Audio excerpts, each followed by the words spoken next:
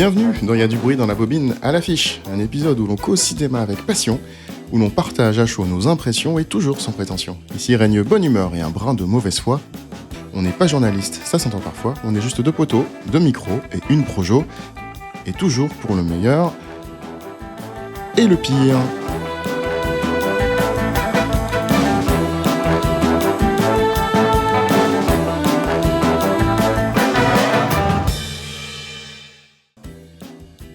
Pour cet épisode, on a enfilé notre cape LGBTQIA+, pour aller découvrir le temps. Putain. Vraiment ? Oui, bah c'est un arc-en-ciel. Oui, c'est un arc-en-ciel. C'est mignon. Donc on est allé voir Arco avec Cédric il y a déjà quelques jours, qui est un film d'animation d'Hugo Bienvenu. Avant de rentrer un petit peu dans le détail du film, Cédric, est-ce que tu peux nous raconter de quoi que ça cause, Arco ? Eh bien, Arco est un garçon d'une certaine époque qui vit sur des plateaux. En fait, chaque maison est sur des plateaux dans les nuages parce que le sol est devenu invivable. Et donc, ses parents et sa grande sœur reviennent de vol, parce qu'en fait, ils ont une cape qui leur permet de voler. Et donc, Arco aimerait apprendre à voler, mais il est trop jeune, c'est à partir de 12 ans. Et Arco, il a quoi ? Il a 9 ans, je crois, quelque chose comme ça. Et pendant que tout le monde est endormi, au petit matin, il décide de piquer la cape arc-en-ciel de sa sœur et de s'envoler. Sauf qu'en fait, il se passe que avec cette cape arc-en-ciel, en traversant la lumière, il peut voyager dans d'autres époques. Et donc, il va se retrouver projeté dans le passé. Et il va rencontrer Iris, une petite fille. Qui est d'une autre époque, enfin du passé, en l'occurrence. Oui, puisque je viens de dire qu'il avait voyagé dans le passé. Merci. Merci de cette précision. On ne sait jamais. Au cas où, dans le passé, il rencontre une petite fille du futur vivant dans... Non, ça marche pas. Non. Bon, alors, qu'est-ce que tu en as pensé, Cédric ? Eh bien, j'ai trouvé le film très beau. Alors après, j'ai quelques réserves sur le film. Globalement, esthétiquement, c'est magnifique. Alors, j'ai un peu de mal, mais ça, c'est complètement subjectif sur le chara-design des personnages. Caractère design pour les novices. Excusez-moi. Caractère design pour les novices. Non, mais c'est vrai qu'il faut admettre que tu utilises les termes un peu professionnels. Donc, tu dis Cara. Hyper pointu comme gars. Ouais. Donc, oui, non. Parce que moi, Cara, ça me fait penser à la Cité de la Peur. Mais bref. Simon Cara. Oui, je sais. Ouais. Allez, on enchaîne. Donc, j'ai un peu de mal avec le caractère design des personnages. Je suis plus japanime. Donc, de ce fait-là, c'est vrai que il y a d'animation japonaise, parce qu'il me regarde avec ses grands yeux, parce que j'ai encore fait un acronyme. Merci. Forcément, l'aspect des personnages mais qui ressort plus de la BD franco-française, je trouve, me pose un peu problème, parce que je n'aime pas, en fait. C'est plus une question de goût. Je trouve que, par exemple, la famille d'Arco, tu changes juste les cheveux, le visage, c'est le même. Je comprends, hein, c'était pareil chez Kirikou. Ils portent la même tenue. Donc forcément, ils ont tous, enfin quand ils ont la cape, quand ils ont le costume, bah forcément il y a pas de cheveux, il y a rien. Donc en fait, mais même quand ils l'ont pas, quand ils sont dans la maison, je trouve qu'ils se ressemblent un peu. Mais j'avais le même souci avec Kirikou et la sorcière, qui est pourtant fait une animation que j'aime beaucoup, qui est très beau. Mais voilà, ce dessin-là des personnages, j'ai un peu de mal. Mais ça n'enlève rien au fait que le film est magnifique. Et j'ai plutôt aimé, ouais. Et toi, du coup, qu'est-ce que t'en as pensé ? Je vais être honnête, je suis sorti du film, on l'a vu ensemble, donc j'ai plutôt bien aimé. T'avais quelques réserves, donc je te laisserai expliquer un petit peu plus tard, mais c'est vrai que moi, il y avait un petit truc qui me gênait un petit peu dans le film. Je suis moins déçu, en fait, le film a un peu grandi, en fait. Et on va revenir un peu dans le détail, mais ce côté un peu naïf, moi je le trouve hyper important et hyper intéressant dans le film. Alors, juste avant de rentrer dans le détail, on va parler un petit peu d'Hugo Bienvenu, qui est l'auteur du film Marco. Alors déjà, c'est assez réjouissant parce que on se rend compte un petit peu que le cinéma d'animation français se réinvente. On a eu du Mars Express, on a eu Le Sommet des Dieux, La Traversée. Donc Arco vient vraiment s'intégrer à cette espèce de renouveau un petit peu de l'animation française qui est assez autorisante et qui ne se calque pas particulièrement sur du Pixar ou sur du cinéma d'animé japonais, même si bien évidemment Arco s'en inspire beaucoup. C'est assez sympa en fait de constater ce savoir-faire et cette dynamique-là dans le cinéma français. Hugo Bienvenu, c'est quelqu'un que j'apprécie énormément. Il a été formé au Gobelin et puis il a poursuivi sa carrière au CalArts de Los Angeles. Donc il vient de l'animation un petit peu expérimentale. Il a fait des clips, des courts-métrages, évidemment des BD, des affiches, des installations. Donc c'est un artiste qui est assez complet. C'est un couteau suisse. Il a ce style très franco-belge, très épuré, assez inspiré des lignes claires. Moi forcément j'aime beaucoup. Et Arco s'inscrit dans la continuité de ses bandes dessinées, enfin de l'univers qu'il a créé auparavant, avec le même sens de l'espace, de la mélancolie, de cette espèce de douceur un peu pastel, des fois un peu aussi néon. En fait, on reconnaît vraiment sa patte directe quand on voit Arco. Alors, moi, ce qui m'a le plus touché sur Arco, c'est la solitude qui traverse tout le film, en fait. Et puis ouais, c'est une quête désespérée, assez douce, en fait, des enfants qui vivent la fin de leur enfance, hein, qui sont confrontés à la dure réalité de la vie. Et qui sont en quête de connexion, puisqu'on comprend bien que dans les deux cas, ils ont à peu près le même âge, mais dans les deux cas, la fin du monde est à peu près annoncée. Et en fait, ce que raconte le film, c'est un film de science-fiction, mais ce que je trouve assez intéressant, c'est que c'est pas de la science-fiction euh, dark en fait. C'est assez solaire, malgré les thèmes abordés qui sont l'extrême solitude, la perte de repères, la perte de famille, de liens sociaux, etc. Et je trouve que c'est assez flagrant dans le film, c'est-à-dire que c'est doux et mélancolique. Je suis en partie d'accord avec toi. Il y a des choses qui me gênent, et d'ailleurs, c'est une des grosses réserves que je peux avoir sur le film, c'est que autant sur les sujets abordés, il y a pas débat, je suis entièrement d'accord avec toi. Ce qui me gêne plus, justement, c'est cette naïveté du film, où je trouve qu'il ne survole que les sujets. Malgré le fait qu'on pourrait se cacher derrière le fait que c'est un film pour enfants, et que de ce fait, il n'y a pas besoin de rentrer en profondeur, je suis pas tout à fait d'accord, et c'est vraiment ce qui me gêne. Le sujet de l'extrême solitude, de le passage d'une génération à une autre, la rentrée dans l'âge adulte, c'est quelque chose qu'on peut retrouver chez Miyazaki, notamment dans Le Voyage de Chihiro, et qui est justement beaucoup plus appuyé et qui va beaucoup plus loin. Ce qui me gêne là, c'est que c'est euh, réellement survolé. C'est vraiment ce qui me gêne. J'ai trouvé le film vraiment très beau, mais je trouve que le discours est profondément naïf, en fait. Alors, c'est très bien pour un film pour enfants. C'est juste que, de mon côté, c'est pas suffisant. Alors, ouais, je comprends ce que tu dis. Alors moi, la naïveté, moi, ça me va parce que je trouve que c'est bien aussi de voir des choses qui sont un peu plus naïves. En fait, le scénario est un peu léger, on peut dire ça comme ça. Moi, je pense que c'est surtout ça le problème. J'étais à peu près d'accord avec toi sur un peu l'abondant. Il y a quand même beaucoup de thèmes hein, dans le film, beaucoup de thèmes de SF, des thèmes qu'on a vus ailleurs, mais c'est pas très grave en fait en soi. C'est bien. Mais comme tu le dis. Euh, Ça peut paraître un petit peu survolé.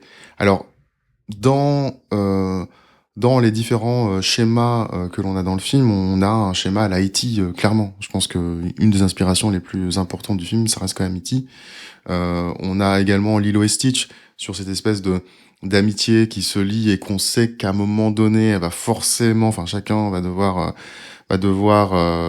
rentrer chez soi. Moi, dans E.T., ce que j'aime bien, c'est le côté enfantin, le secret. Les adultes sont vraiment en arrière-plan. Et puis cette aventure, en fait, pour ramener l'un des personnages à son époque, pour moi, ça me fait quand même beaucoup penser à E.T. Alors, je suis d'accord avec toi. De toute façon, les influences, on les voit. Il y en a plein d'influences dans ce film-là. Je suis en partie d'accord avec toi sur E.T. Ce qui me gêne plus, c'est que dans E.T., en fait, les adultes sont vus comme de véritables antagonistes. Là où je trouve que dans Arco, il n'y a pas réellement d'antagoniste. Il y a les trois frères où on se pose la question au départ, et puis très vite, en fait, il n'y a pas de sujet sur. Donc, voilà, je trouve que sur des sujets profonds et importants qu'il aborde, il n'y a pas cette dualité, je trouve. Et c'est ça qui me gêne. Je dis pas que. C'est juste que c'est important, les sujets qu'il aborde, sauf qu'en fait, aborder des sujets simples et les survoler, pourquoi pas, sur des sujets aussi importants, je pense qu'il aurait été vraiment bien de, euh, de, euh, de proposer en fait quelque chose d'un peu plus frontal. Et c'est ce qui m'a un peu gêné dans le film. C'est-à-dire que c'est un film qui interroge quelque part. C'est-à-dire que après le film, bah, t'as des questions justement sur le fait de creuser sur des discussions que tu pourrais avoir avec tes enfants en voyant le film, parce que forcément, comme il y a très peu de choses qui est expliquées dans le film, bah du coup ça nécessite un débat, des discussions, un éclairage. Et je trouve ça aussi intéressant de pas tout servir sur un plateau. Tu vois, le fait qu'il n'y ait pas vraiment de méchant, en fait, le méchant, c'est l'être humain. Enfin, c'est ce qu'il a fait de la planète. C'est l'effondrement qui arrive dans le film, en fait.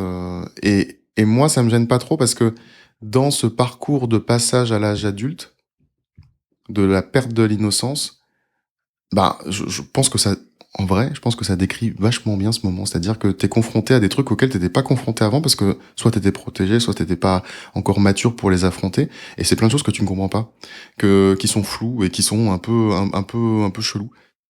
Oui, je suis à peu près d'accord avec toi sur le fait que ça soit flou. Après, pour moi, ça reste insuffisant en fait.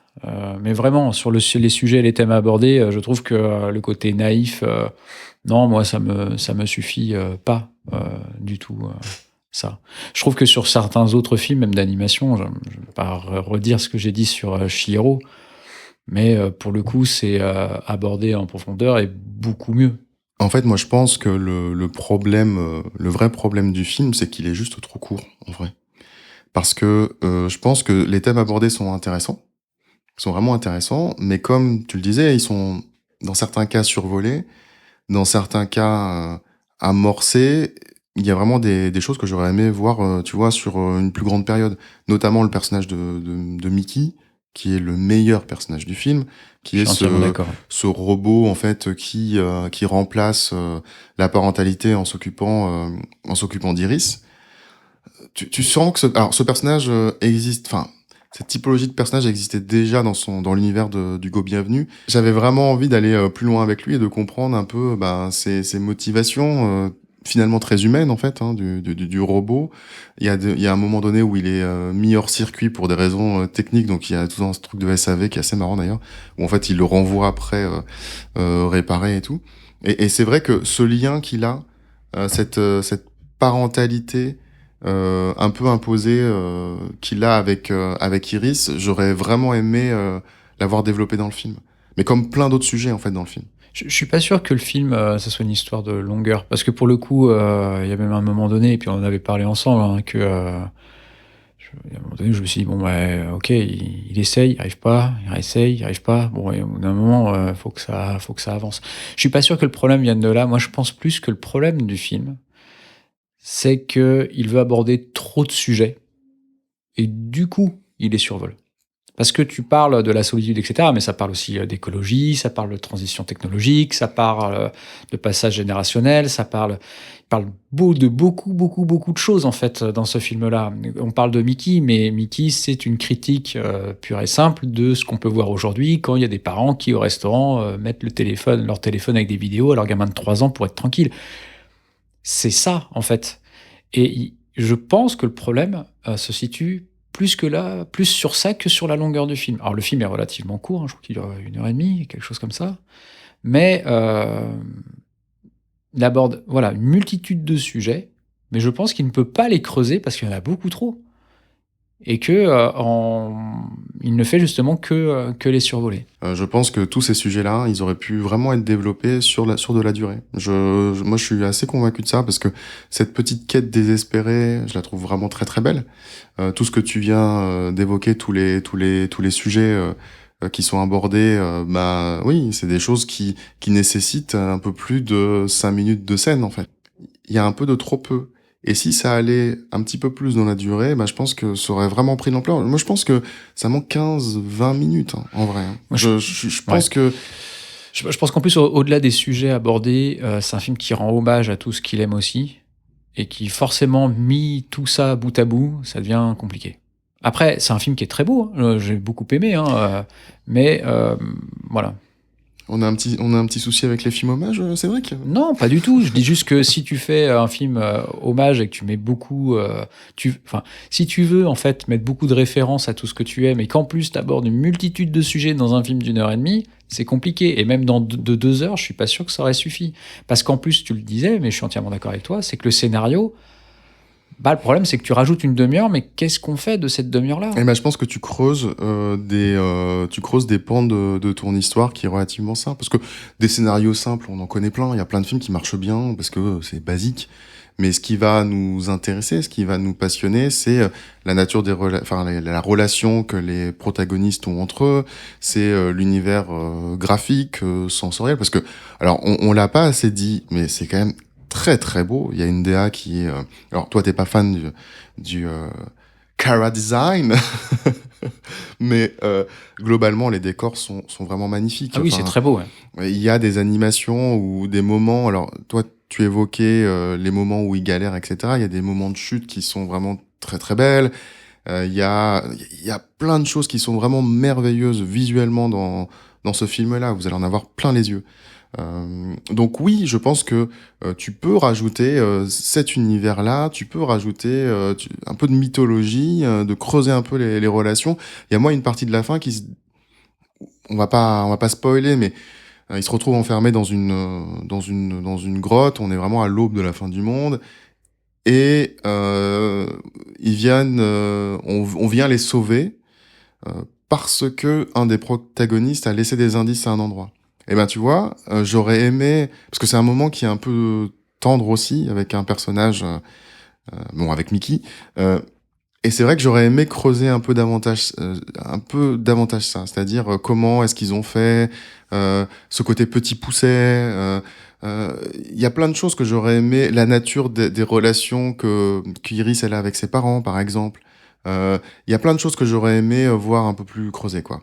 Oui, mais encore une fois, c'est ça, je pense. Enfin, moi, en tout cas, c'est ce qui me pose problème dans le film, c'est que c'est bien, c'est beau. On n'a pas encore parlé de la musique, mais qui est extraordinaire. Mais c'est toujours pas assez, quoi. Sur les sujets, c'est pas assez. Dans l'histoire, c'est pas assez. Les personnages sont pas assez creusés. Donc globalement, c'est super chouette, hein, je le reverrai sans problème. J'ai montré la bande-annonce à mon fils de 9 ans qui a très envie de le voir. Mais je reste voilà, sur ma position qui est que le film aurait vraiment mérité de creuser tous ces sujets, quitte à en faire une série dans ces cas-là. Et je pense, moi, qu'une demi-heure, creuser tout ça, tous les personnages, tout ce que tu dis, hein, ça aurait pas suffi. Ah, moi, je pense que Parce que même les parents d'Arco ne sont pas du tout creusés. Donc les parents d'Arco, les parents d'Iris, la vie de Mickey, qu'est-ce qu'il en est, les impacts derrière. Euh, voilà, il y a énormément de choses. Et en plus, au niveau de l'histoire et de l'enjeu principal qui est que Arco rentre chez lui, c'est assez redondant en fait dans l'histoire. Parce que, hormis il essaye, il échoue, il réessaye, il rééchoue, il n'y a pas plus d'enjeu que ça. Il n'y a pas de cause à effet. En fait, c'est le fait que ce soit pas creusé, c'est exactement ce qui manque pour en faire un chef-d'œuvre, je trouve. Le film, bon, il a été récompensé énormément à Annecy.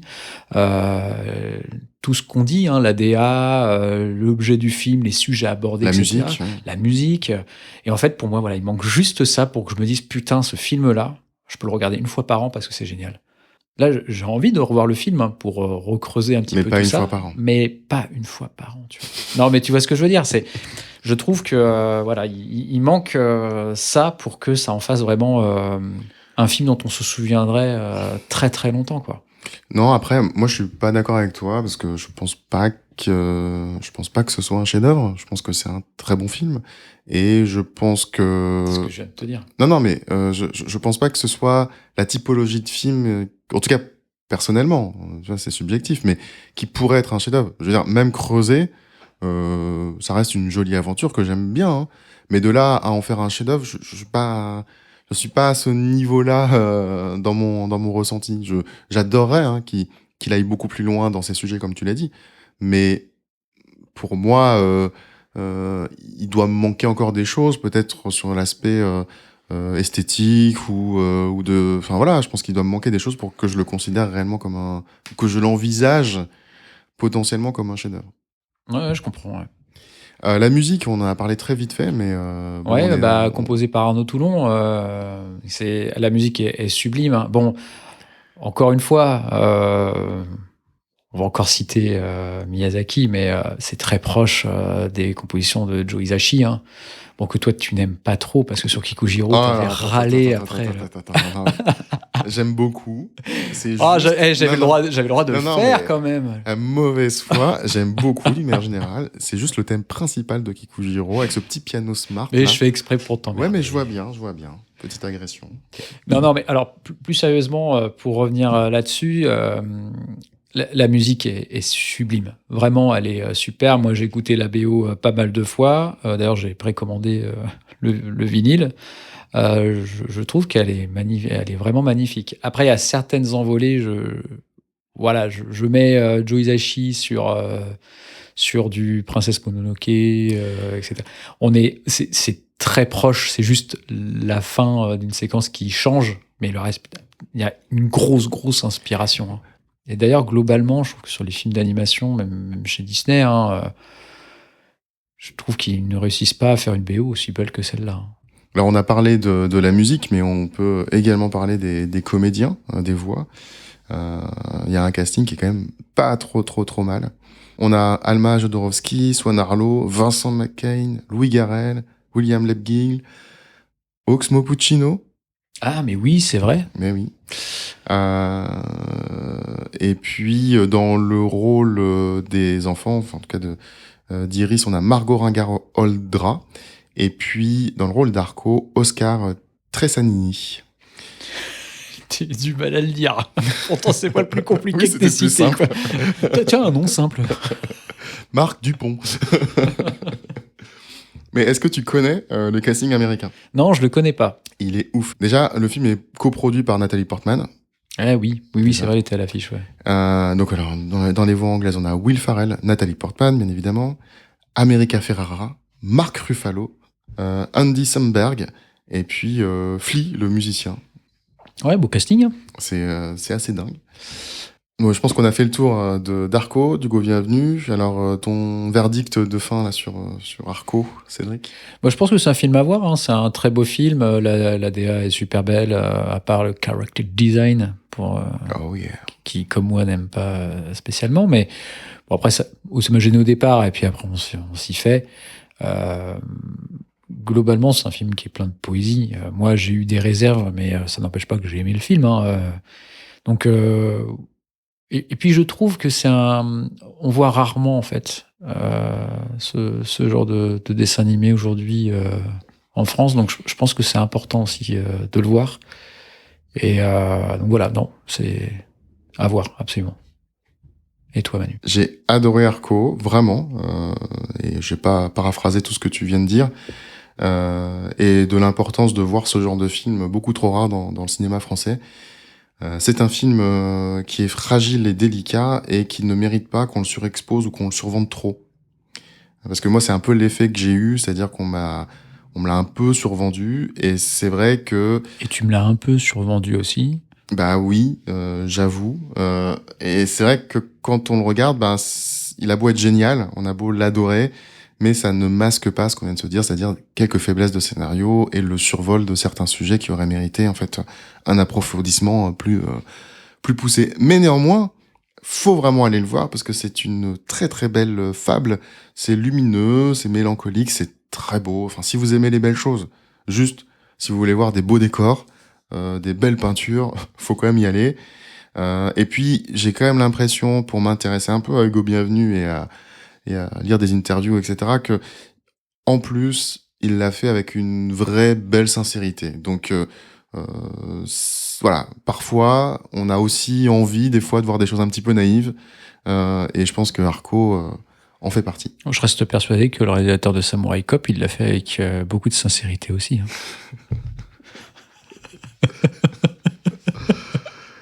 Bref, je crois que ce podcast s'auto-référence beaucoup trop quand même.